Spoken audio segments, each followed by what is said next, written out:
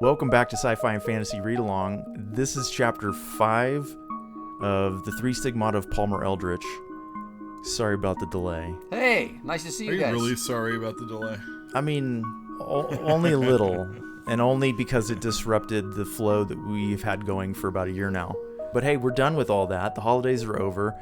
The new year has even come to pass. But yeah, we're here to talk about chapter 5 today. But did you guys walk away from this chapter with any particular feelings? When you closed down this chapter from your first read through, how did you feel? Frustrated. You all? Capitalism bad. Capitalism bad. You know when you crest that first hill on a roller coaster and you've been climbing and climbing and climbing and you're like, okay, here we go. And then you go. That's what I felt like had just happened. Like we just hit the go button on this book. I feel like there should have been a chapter that was between 4 and 5 that got deleted. What do you think was supposed to be in there? More build-up. Okay.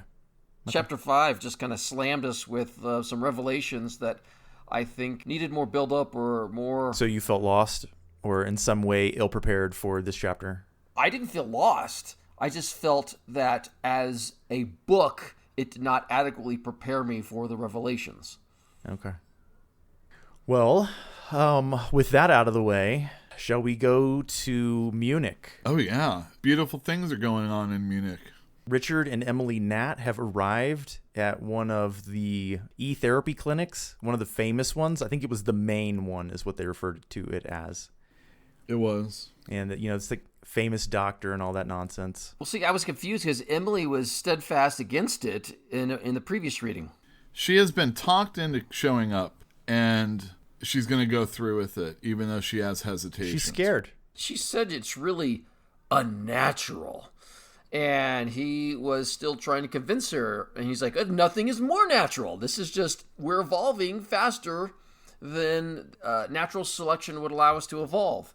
He's wrong. He is wrong. And he went into all these details. He's like, our ancestors came from the Ice Age, but now we're in the Fire Age, and we need to adapt to that with, like, chitinous skin and... sleeping through the day. And I was like, man, let's just do what the Spaniards do and take naps. Hey, I'm already evolving. I sleep through the day all the time. Well, they're in the waiting room, and they're having that conversation when out comes the doctor that they're expecting to see, whose name I forget. He's there with someone else who has been taking the treatments, who would be referred to as a bubblehead. I know, Dr. Dinkmall. This is the first time Richard's actually seen a bubblehead in person, and he makes a comparison to somebody with encephalus. How do you say it? Hydrocephalus. Hydrocephalus is when there's extra fluid in the brain. It causes deformations to the brain. It happens in infants a lot, but it can happen to anybody at any time.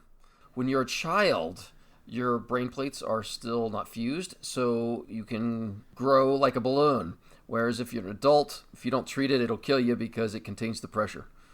He's seeing this guy for the first time. He's described him. He says, it's like the head is really, really swollen, almost like a bubble. And he describes it as looking like the hydrocephalus, whatever. And then he says it's the rind too. It's more like a coconut actually. And he's impressed. He's like, yeah, because that's what's going to happen to him. This seriously sounds gross. Like, I don't know if I would do this to me. I would not.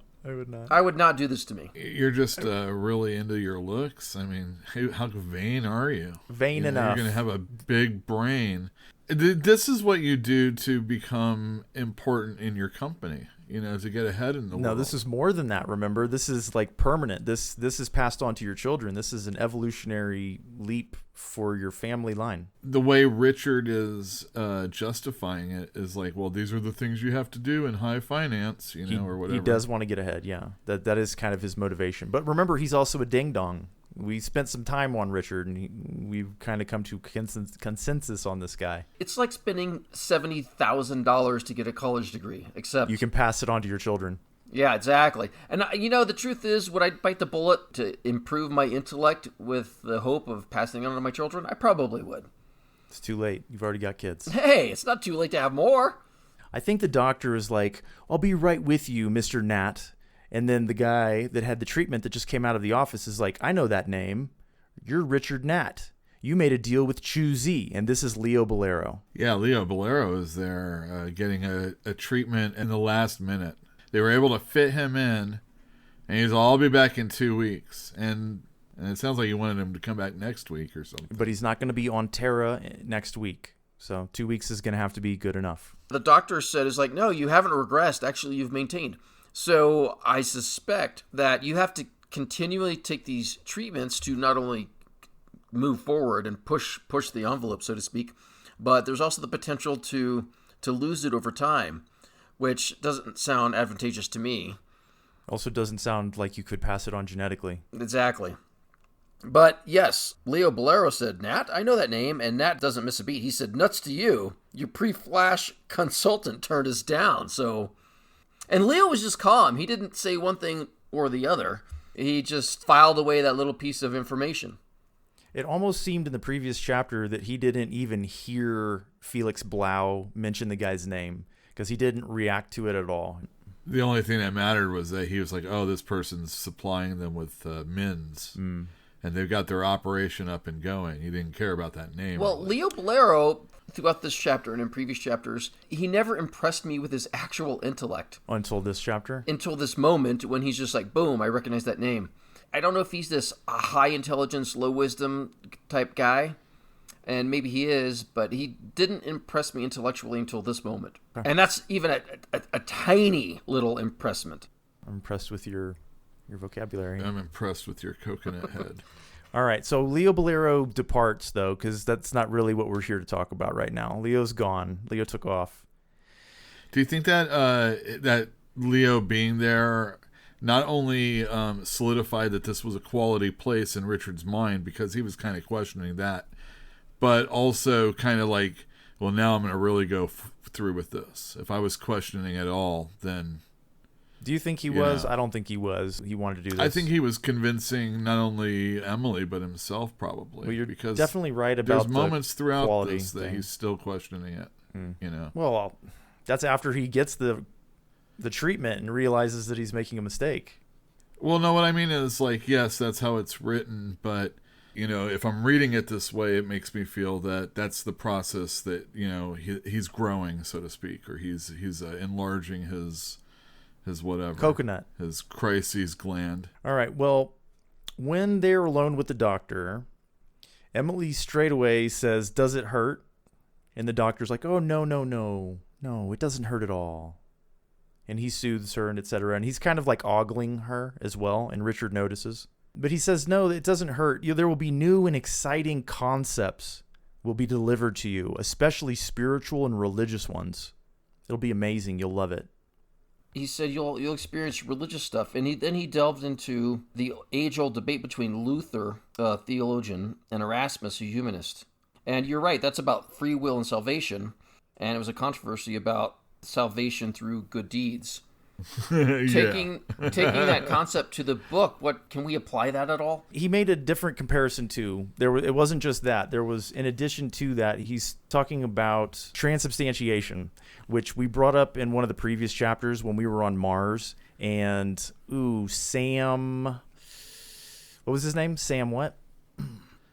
I can't remember. Reagan. Sam Reagan was talking to Fran Shine, and their discussion happened to be about, like, are we really here? Do we go over there? And I had suggested that it sounded like they were talking about taking communion.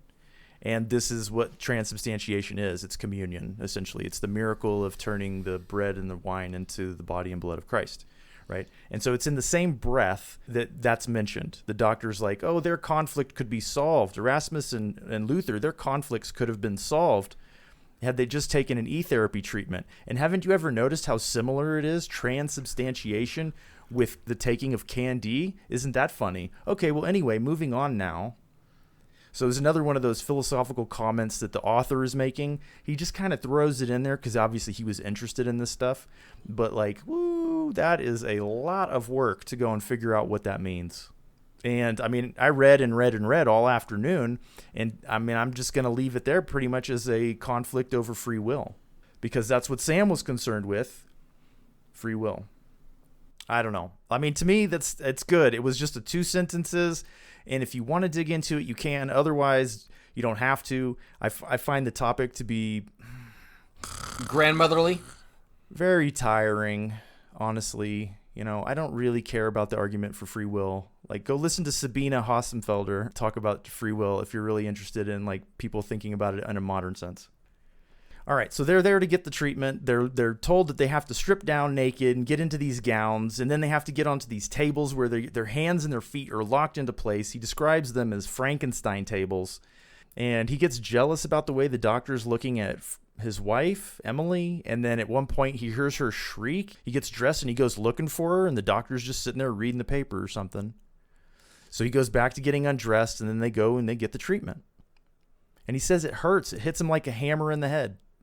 Why did his wife shriek? Don't know. I was wondering the same thing. That's the only part that really stands out as being different and important, but I can't make out why that's important. Yeah, all of a sudden Richard is like insecure and thinks something crazy is going on in the 5 minutes they're changing clothes. It seems strange. Maybe it's a character study for him, for Richard.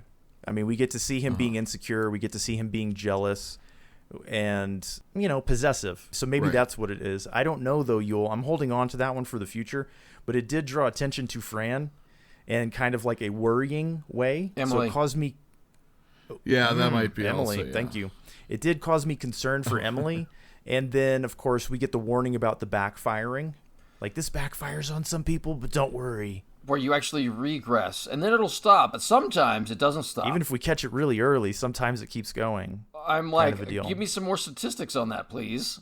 We get the warning about the backfiring, and then they begin their treatment. It hurts like a hammer to the head, and then all of a sudden, and very, very quickly, Richard Hnatts starts to have these insights. And the first one is that they're taking a terrible risk.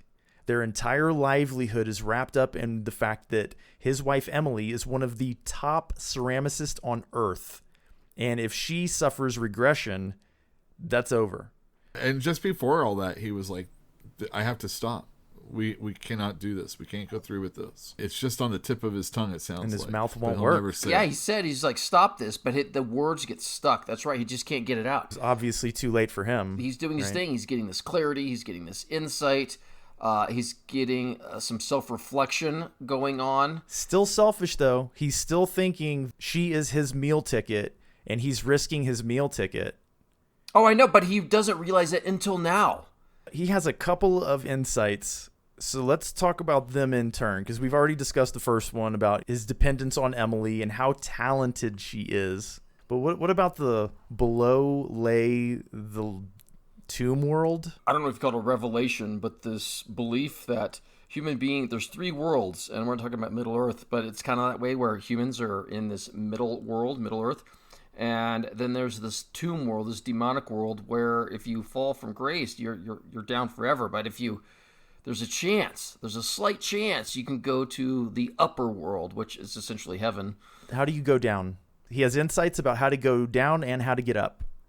He said depression, all mental illness was the sinking, and the other, how was it achieved? Through empathy, grasping another, not from outside, but from the inner. Truly understanding people, being sympathetic and empathetic towards people, including his wife. I am assuming he's having empathy for her. He's failed already. No, I think he's gaining empathy. I mean, he's certainly gaining a lot of clarity, but this sounds like a crazy person. It sounds like a drug-addled mind is what it sounds like. There being like a below world and an above world. And when you get into reading Philip K. Dick, you kind of know about he's got a thing, right? Yeah. A thing about drugs and mental illness and whatnot, right? Did he rewire his brain, basically? Is that what it was? Or was he coping? Ray said he did a little too much stuff, self-medicating and etc. But, yeah, whatever. When I read something like this, it kind of, this is that part of Philip K. Dick you're getting into this for, If you're going for, like, the splash, This wasn't even a good splash, though. This was a very brief paragraph about above, below, and the meaning. And it was kind of a throwaway for me. Because it's followed up with this intuition about Choosy and the UN and the Prox creatures. I call the shenanigans, right? Don't call shenanigans right away. Try to see if he could have actually gotten there, by being really smart. Do you think he could have? No. Not at all. Well, what information would he... Yeah, exactly, Yule. He has to have information. I think stuff is getting implanted more than it's actually something they're figuring out. Maybe. I don't think he's getting That's kind of what I was... He knows about Choosy. It's definitely possible. He does know about Choosy. He knows about Candy. He knows about Mims. He only just learned about Choosy. So? But he doesn't know they have any connection with Eldritch Palmer. Yes, Does he? He knew it was an infinite supply of money. How does he know the UN is backing it? That they've agreed to, like, look the other way, that it's a legal drug and all that And he's stuff. figuring all this crap out on his first dose. And Leo Bulero has been taking it hundreds of times, and he can't figure this out. This part of the chapter was shenanigans. I didn't like it at all. He went through a chain of reasoning that started with Choosy, I think. Is that right? Mm-hmm. And he likened it to Candy. So he made the connection between those two things being the same thing, or manufactured to be the same thing. And then he intuited that the person that they had signed their contract with had an infinite supply of money, so it must be somebody like Leo Bulero. So he assumed that it was Palmer Eldritch. And then the reasoning behind why, that was the part that I feel similarly to you on, like knowing that the UN would want to quash Bolero. I don't know that we would have that information. Yeah, and disseminate the Choosy to Terra where it was illegal. I think it was illegal everywhere. But to mass produce it and mass sell it and give it to everybody on the planet Earth and make obscene amounts of money. Like, that whole thing, I didn't buy it. Those leaps of logic just seemed ridiculous. Without any sort of data from him. He's just some dude that lives in Connept 250 or whatever it is. I think it was a higher number than that. Was it? It's a bitch having kids. They don't have any kids. Oh, they don't have kids. They want kids. It was Connept 492. The guy on the train was just wrong. He was spouting bullshit. He didn't know what he was talking about. Uh-huh. All right, so we can agree or disagree, whatever. We can feel how we feel about this section. It was a stretch, and did he figure some stuff out there. But, I mean, the goal of the author in that particular case was to deliver that information to us. He wants us to understand that this is what's actually going on. So he delivered it to him in the flash of insight that he gained through this e-therapy. And it's essentially magic, so he can do whatever he wants in e-therapy. He can use it to do whatever he wants. And you may be right. They may be implanting data into this guy's head. Who knows? Well, it was just the prox things that it was a little strange that, like, I didn't see where he went there with it for some. He knew it was. That was the other thing. There. I was like, he said, probably from Palmer Eldritch, who had returned from the Sol system after having joined economically with the Proxers. I mean, how would he know that? I mean, maybe he knew that. Maybe he knew. Because everybody knows that Elon Musk went to Proxima Centauri, and when he came back, he crashed his ship, and etc. We had this conversation in chapter 1. It's a stretch, because Choosy existed before Eldritch even showed up, so... Choosy existed before Eldritch showed up. Is that right? Yeah, and we find out later it's 4 years in the past. Choosy? Yes. Where is that from? It was incorporated 4 years in the past. The exact. That's the company. Yeah. I know I remember. Yeah, it's at the very end of the chapter. Yeah. When they're talking about the incorporation of the companies, yes. But that doesn't mean Choosy existed. Choosy just started being distributed last chapter. Choosy is a company and a product. Well, we get a little bit of a timeline in this chapter. We find out that I keep wanting to call him Elon Musk. Palmer Eldritch 3 years took him to get to the Prox system. He was on Prox for 4 years, and then he returned. It took him 3 years to get back. So when those companies were incorporated, which is revealed by Felix Blau in the third section of this chapter, that happened 4 years ago, which means that Elon Musk, Palmer Eldritch, was still on Prox for another year when that happened. It also means that they have FTL drives since the Prox system is over 4 light years away. Fantastic. The future's looking brighter and brighter. I had my e-therapy. I intuited that. Okay, so at the end, Richard Nat has had all these intuitions. He's made all these leaps of logic. He's feeling really good about everything, and he's kind of slapped out of it and awakened. His first session is over. Literally slapped out of it. The doctor, some platitudes or whatnot, and he seems concerned, but he asks Emily how she feels, and she's like, I had all these thoughts about ceramics. And he gives her a pen and paper, and she starts sketching them. And Richard notices that, I've seen those before. I've seen all of those before. But she's groggy, her hand is shaking. And she doesn't remember that she's seen them before. She thinks they're new. So it sounds to me like she's going backwards. Yeah, and Dr. Dinkmal knows it. And like I said, by the look on his face, his expressions. Oh, we got the buildup throughout the entire section. You know, it's like the warning about backfiring, the concern for Emily, the blah, blah, blah, blah, blah. Did he already know that it was going to happen to her? Yeah. I mean, was he leering at her, or was he like, oh, man, this is a lost cause? I think that Philip K. Dick just didn't bother to mention to us that she's beautiful. He didn't bother to mention to us earlier on that she was like one of the most talented ceramicists on the planet. We're only finding these things out. So like the doctor leering at her, I think that was... Well, we knew she did a good job on that New Orleans ceramic thing that she did. She was selling ceramics in New York, San Francisco, and Louisiana, New Orleans. Yes. It's a shame if she's ruined her career. Richard ruined it. Richard ruined it for her.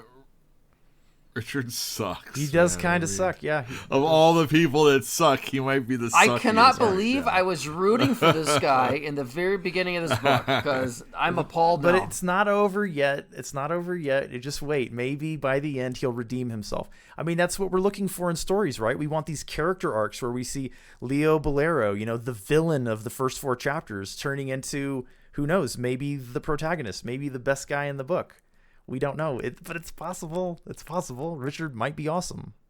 I'm going down on record right now. Richard will not be awesome. What a piece of beep. I know, right? But he does feel like he's touching heaven. I think because he's feeling the ascension. He's feeling the, what do you call it? The empathy for his wife. God, the fact that he's been married to her and he never understood her at all is kind of disappointing. Her ceramics were like an extension of her soul, like her art, right? It's her art that she's making, and he's just like, yeah, we can sell that.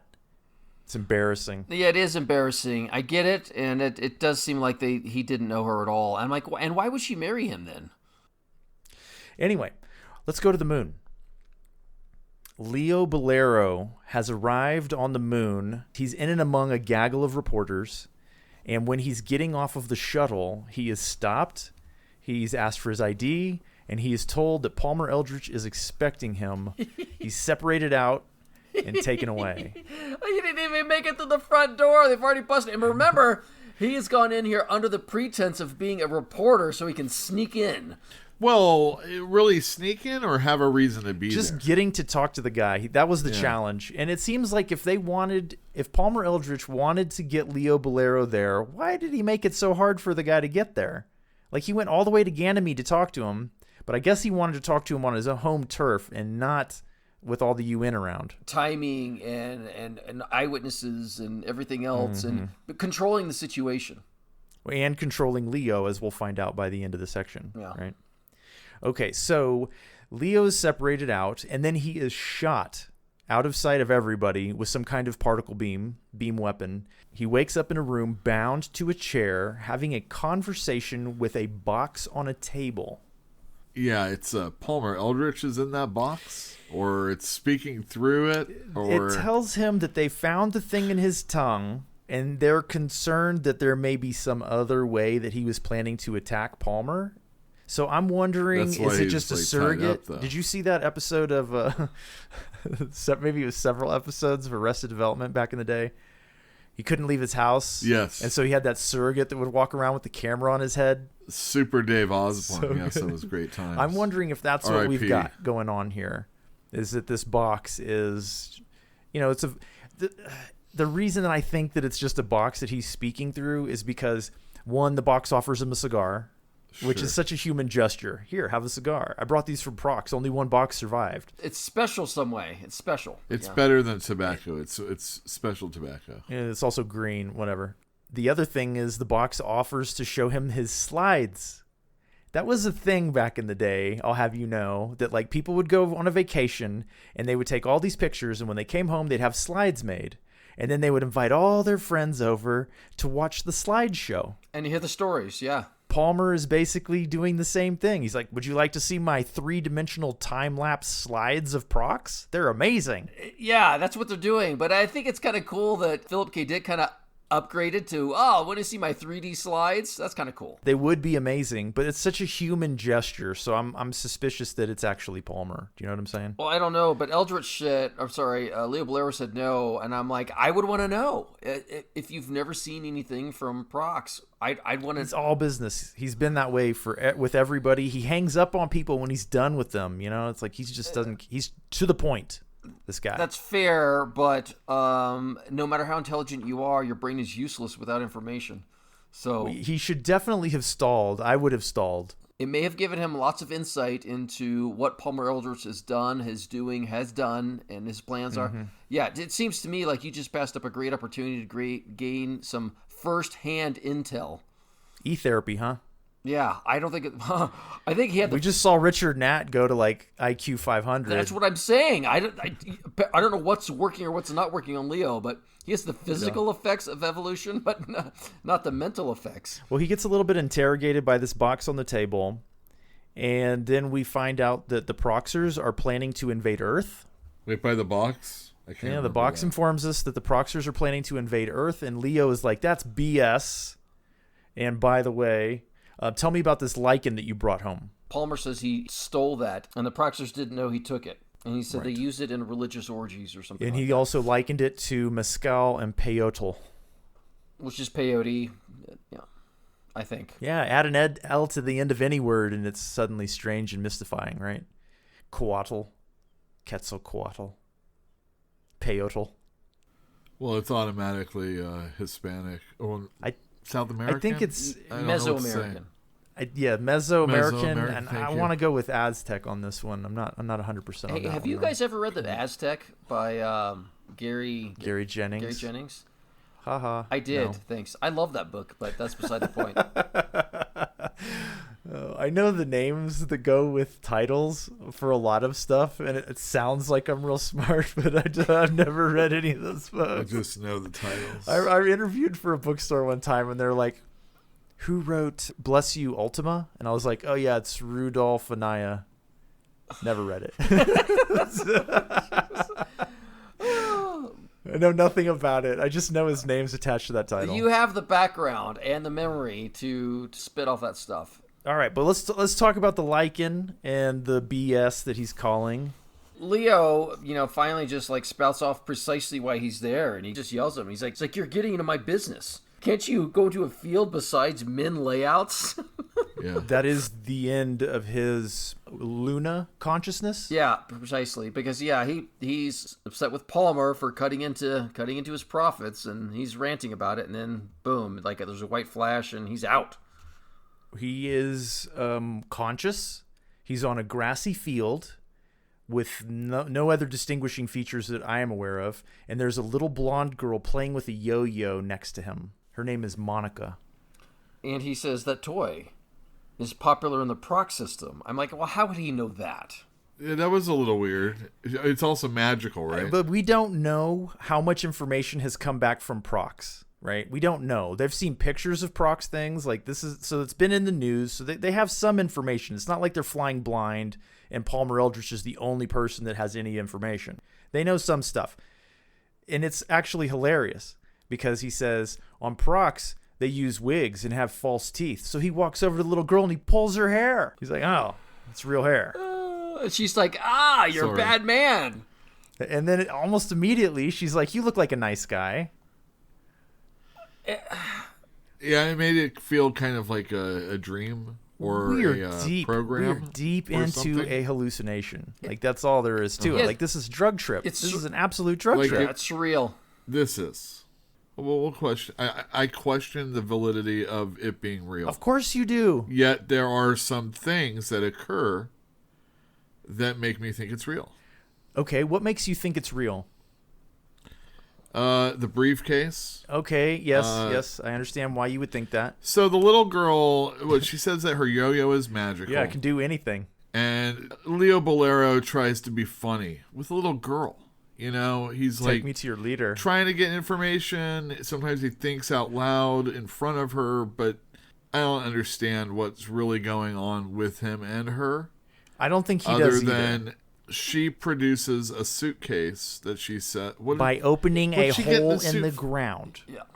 What was she getting the suitcase Cards. for? She had It wasn't playing cards. She had I have a deck of cards. It was a complicated chain of events. He said, I don't know what to do. Palmer has all the cards. And she says, I have a deck of cards and a suitcase. Oh, I see. And then she pulls it out of the ground. She literally opens a hole in the ground and pulls out Dr. Smile.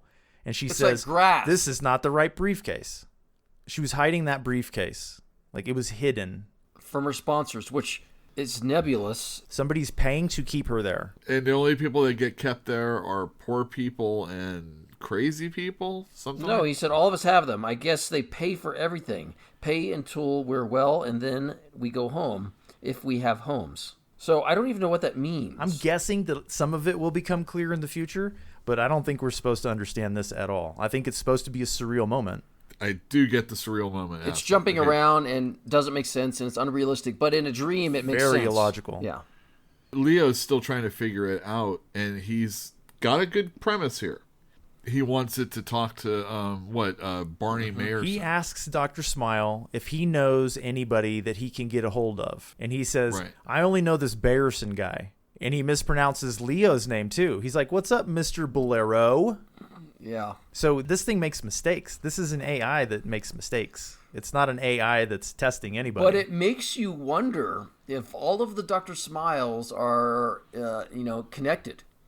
They are all connected. That's what I was going for. Each yes. briefcase is an iteration. They're all separate but connected to the main unit, as it were. The main unit is in the basement of Renown 33 for Dr. Smile.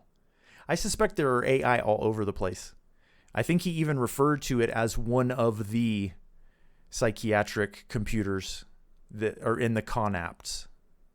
But nevertheless, he is able to use it to contact Barney. He's like, tell Felix Blau that I need to get out of here. No, he wants Dr. Smiles to do that. That's who he said that to. So- yes. Oh, I'm sorry. I see what you're saying. Then Dr. Smiles just cuts off. He's like, I've got to go. Bye. He cuts off I got to to go shut and do down that to thing. do what you want me to do. Yeah. I'll come back and let you know how it went. And he has some more conversation with that crazy little girl. Well, no, but Dr. Smile says, oh, yeah, Mr. Mayerson, he's conferring with Miss Fugate, his assistant, right now. I will go talk to her. You know they have a relationship. I can't tell you what they're talking about. Patient but, confidentiality. You know what they're talking about right now is to betray him.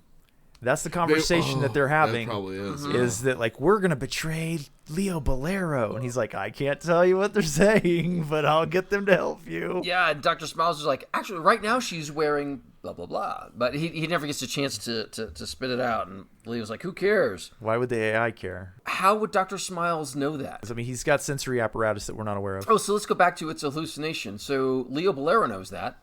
He does know it's a hallucination. Well, he suspects it's a hallucination. No, but he knows that, Fugate He knows about them and being together Bayerson and stuff are together. like that. Which is what makes him a little bit concerned, because he's getting mixed signals, right? He's getting the idea that this is a hallucination. He's confident that it is, in fact, and that the little girl is lying to him and feeding him his own fears, etc.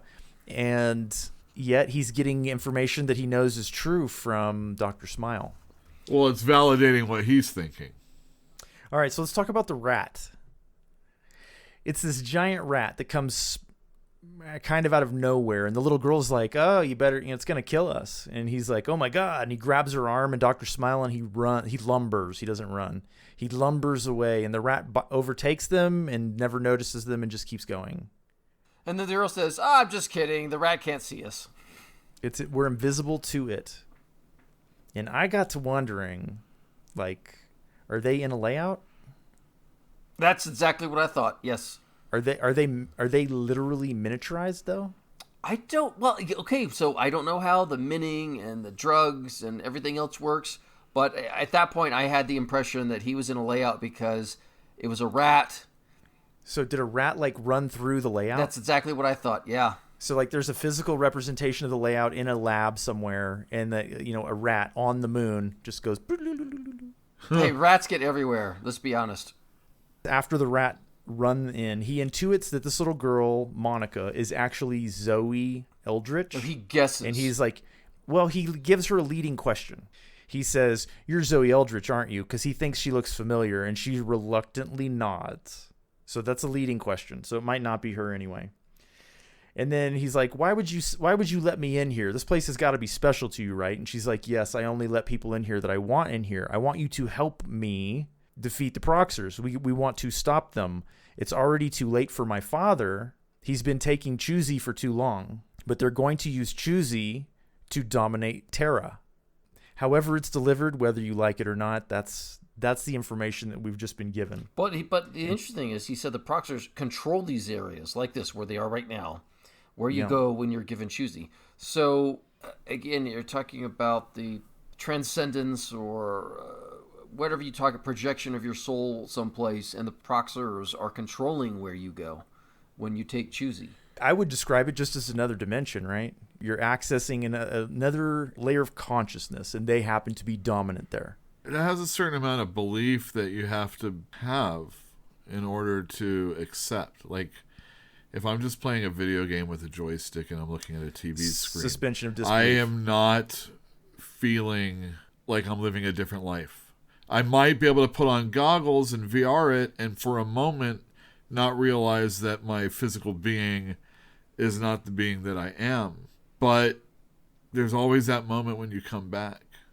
And he's having a hard time knowing where he is. He doesn't believe it all, but he must be experiencing it with his full sensory apparatus. By reading this, I cannot tell what is real and what is not real by what's being said or experienced.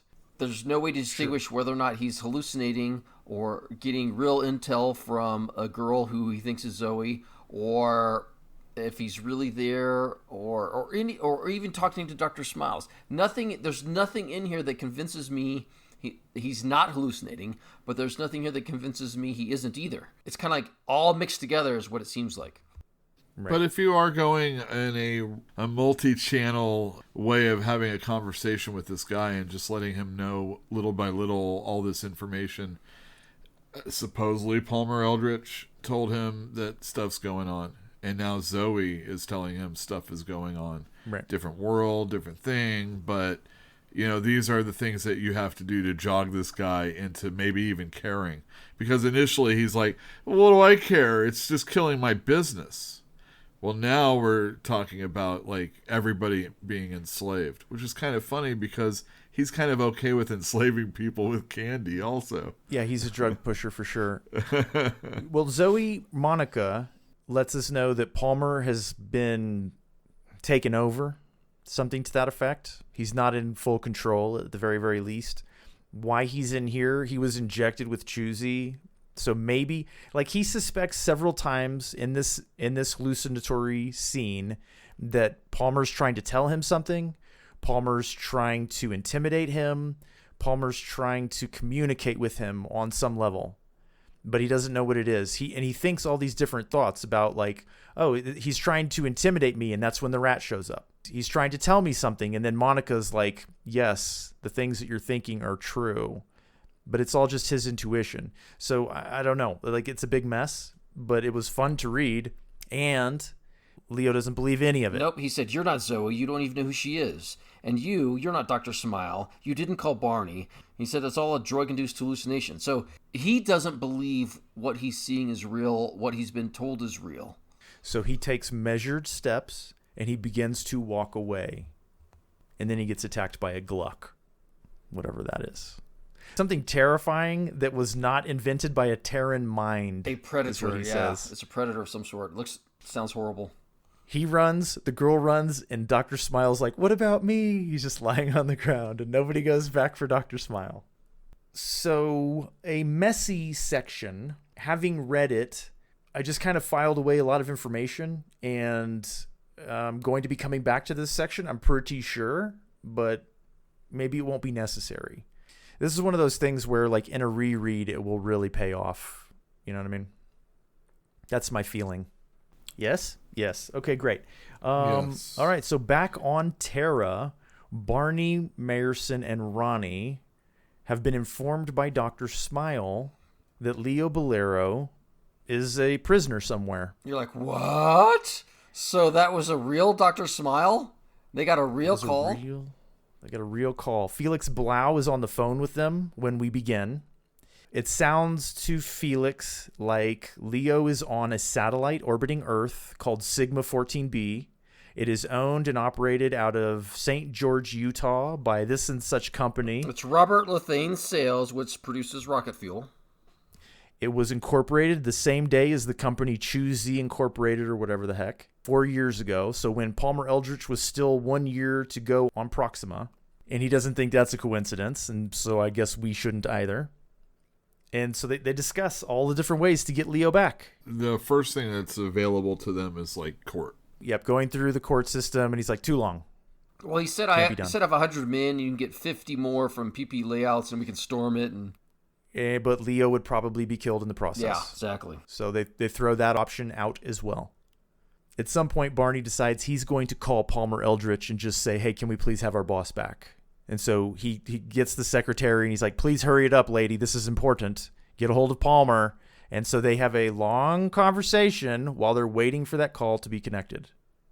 You skip the important part where Blau is going on, and he's just like, well, you can contact them. You can contact Palmer or whatever taking Palmer's place and deal directly with it. And so I'm That's the important part. How did he know Palmer's an it? Really? Have we been given any indications? And 18, you have been suspecting this a little bit for a while. But as far as that's within the book, but within the greater population, why would you assume Palmer's an it? And why would he? I'm trying to remember who, Felix? Yeah.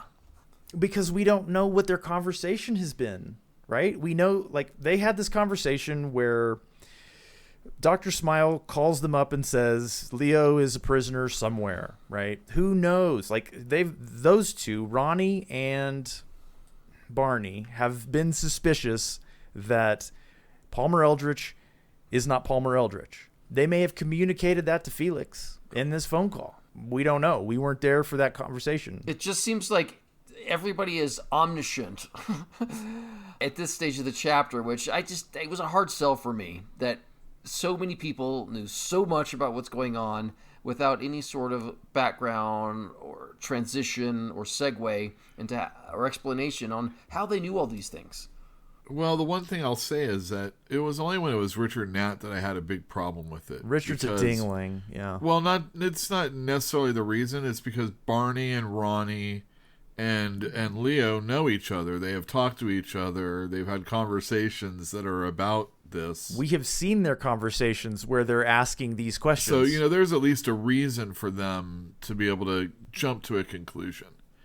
Whereas it never really seemed that Richard had that. Yes, he's working for the rival company, but he didn't even know he was working for any company when he signed that stuff. So, yeah, he's a dingling, like you said. Yeah. My little defense of the chapter on that Thank part. You. Well, so like you said, Barney apparently calls Palmer at his house and says, "Hey, let me talk to Palmer." And come on, really, that's like trying to call Jeff Bezos or Elon Musk at their house. That's why it took so long. He picked up the phone and had somebody dial the number for him, and it took a long time. They have a long conversation while they're waiting for the phone to get picked up. Sure, right? But come on. If I call Elon Musk's house, am I going to be able... Dude, we just saw this in the last chapter. He called the UN guy, and he got him on the phone. This is not a surprise. And you're doing it from the offices. They've at least got their corporation behind them. This is a huge corporation. He's wealthy beyond imagination. He's so incredibly tied in.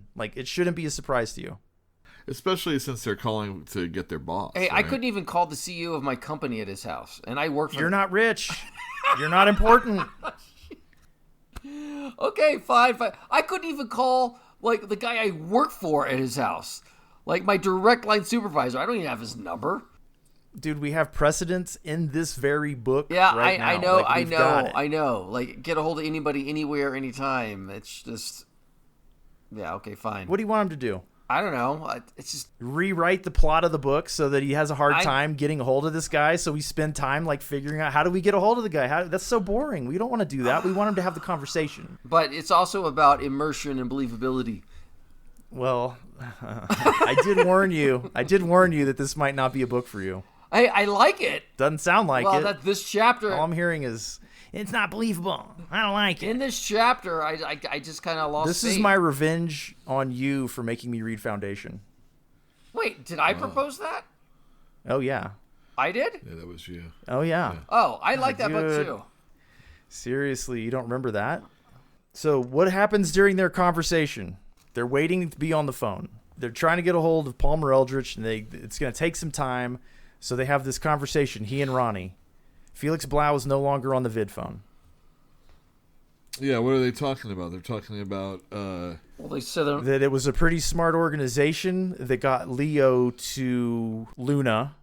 They basically sprung a trap for Leo and got him. And that it sounds like they're set up and prepared to capture his entire team of precogs. including themselves. Yeah, they're his team. Well, they didn't come out and say it, but what they essentially described was that Palmer Eldritch and his team were brilliant strategists, and they're the puppet masters. Everybody else, Leo Bulero, probably Barney Mayerson, they're all the puppets, and they don't even realize it until They played right into their hand. Yep. All right, so assuming that the stuff that Leo saw in earlier is true, if he, Palmer Eldritch, is being controlled by the procs, is it Palmer controlling the situation, or is the procs controlling the situation? We don't know that yet. There's no way to know. Why go into the drug experience and force him to take Choosy, other than it was suggested that that's the way that they take people over? Yeah, but that also might be a safe place to have conversations. It might be, except that that's the place that they're in control of, and that's how they're planning to take over the world. But the girl said, Monica said, nobody comes here without my permission. So that might be a safe zone. But he also thought that she was lying. Yeah, see, We don't know. We don't have enough information. yeah, we could talk. don't have enough We information. talk in circles. Okay. I'm sorry I did that. Yes. Okay. All right. So they're playing into the hands of a brilliant corporate strategy, or an alien strategy, as it were. And they're suspicious that that is not Palmer Eldritch, but a replacement. She is in particular suspicious of that. And she's expressing fear of where you go when you take Choosy. Like Ronnie is expressing a fear. She's like, I don't want to be chewing that stuff. And who knows where you go? It's certainly not Perky Pat World. She does something interesting in this section. She's got contempt on her face or something when she's talking about the UN. And she said, with the UN sanction, her tone was bitter. That suggests to me she is no UN spy. Oh, yeah, okay, yeah. Yep, you caught me, yep. That cuts off that plot thought. It doesn't cut it off, but I mean that's a piece of evidence that I would say suggests that she's not. Yeah, it says the next thing we can she look seems to forward hold to them is in contempt. Choosy flooding the market with the UN sanction, and her tone was bitter. I'd say she's not pro-UN. I don't think she's pro Palmer either. And she thinks it's Palmer that is And it... She putting doesn't out think the it's Choosy. Palmer. Yes, but she doesn't think it's Palmer. She thinks it's Whoever Palmer is. She thinks it's a prox thing or something. There are some leaps that are definitely made. Of course. Unless they're looking at papers in the future and we just aren't watching them do that. They're gonna. Given what we know, I don't really understand how they know all the stuff that they know, but given what's been revealed to the reader, I would say they have every reason to be concerned. It looks like an invasion is coming, and they're going to be using Choosy to literally enslave mankind, possibly all of them. I don't know. Maybe the anti-capitalism aspect of me is coming out in this book. Well, I mean, look at these aliens are going to take over the world by just giving us a better drug and simulation, thing to enter. And we're already doing it anyway. It feels there's a consumerism aspect of it that I kind of just am cluing in on it. Maybe it's just my own person. Everybody brings stuff to the reading. Right. And maybe that's what you're bringing. So the phone call is finally connected, but it's not Palmer Eldritch on the other end, it's Zoe Eldritch. So if this is Zoe, then Zoe can't be the girl in the simulation. I would say that's probably true. That's a good catch. He unmuted his mic to smirk. Nobody can hear you smirk. That's something I did not notice, but I think you're right. And Yule, to answer your question, he had said that they would be bodies, slack bodies somewhere.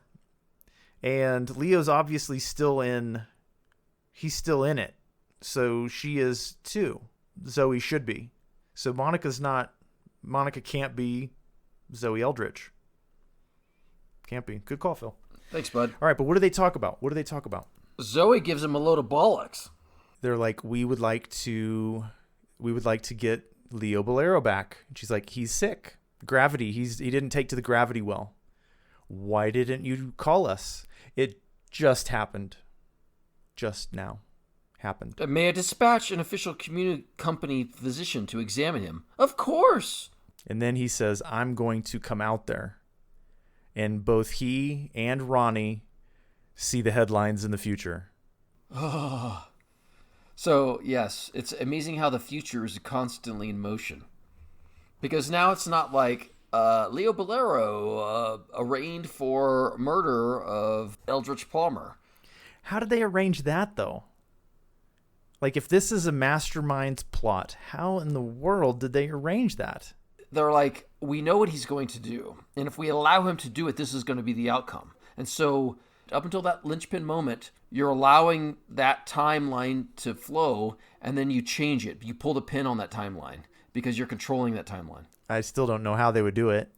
They have precogs too, and they know they're setting up everything. Can't they just manipulate the newspapers? They are, but they know Leo Bulero has precogs. So they're dealing with him in the future. You're manipulating the precogs. Which they did expertly.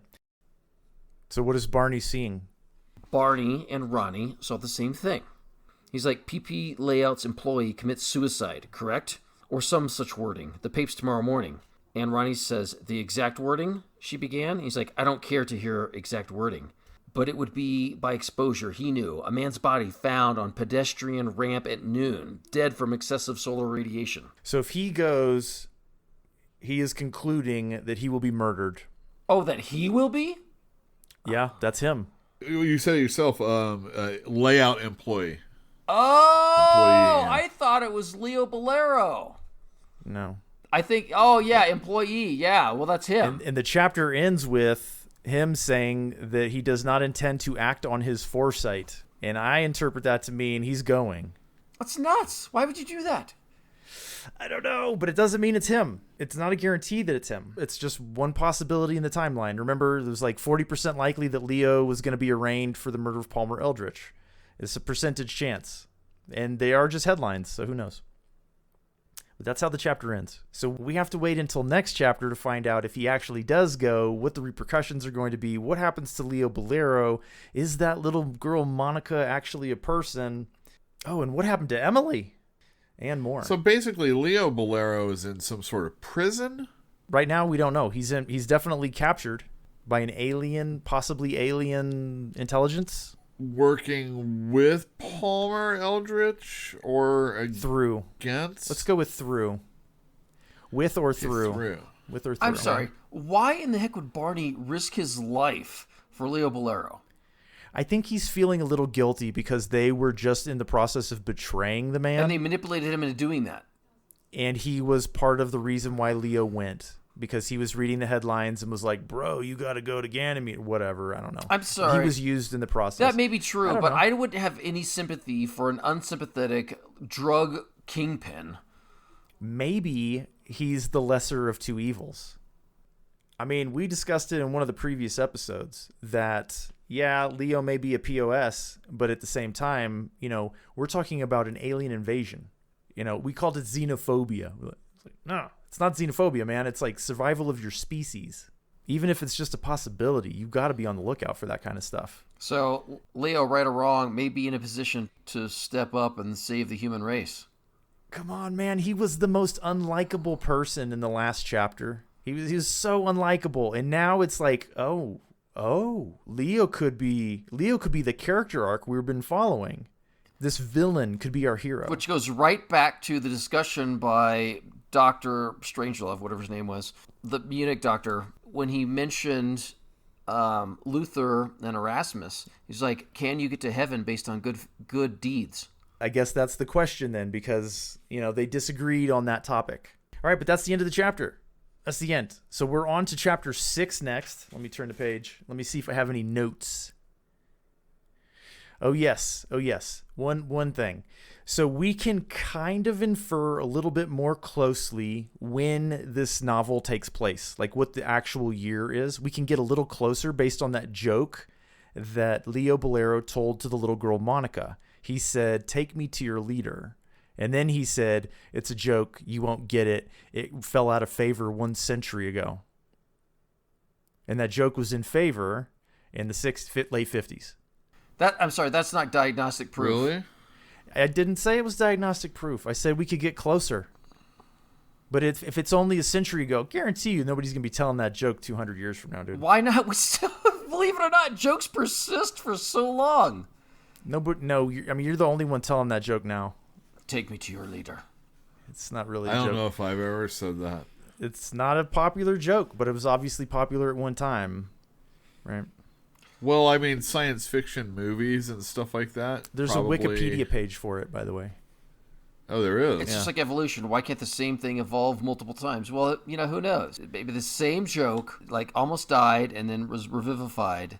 And that happened. Oh, like... Unlikely, dude. Like the muff. Unlikely. Like the muff. The muff was virtually extinct, and then it came back in World War II for a certain period of time. The muff was never alive. It was a fashion thing, which has a life of its own. Yeah, I mean, the muff is great. Oh my god, no puns. Puns are terrible. Get out of here. No, bad puns are terrible. Those were bad. I agree. All right. You guys have anything else to add? This was a wild chapter, but I really feel like the book started to get moving. If I'm to believe what is going on, like, it was all basically told to us this chapter. I mean, we know about the Lycan and coming back from Prox and the enemy company that's going against our favorite company. Yeah.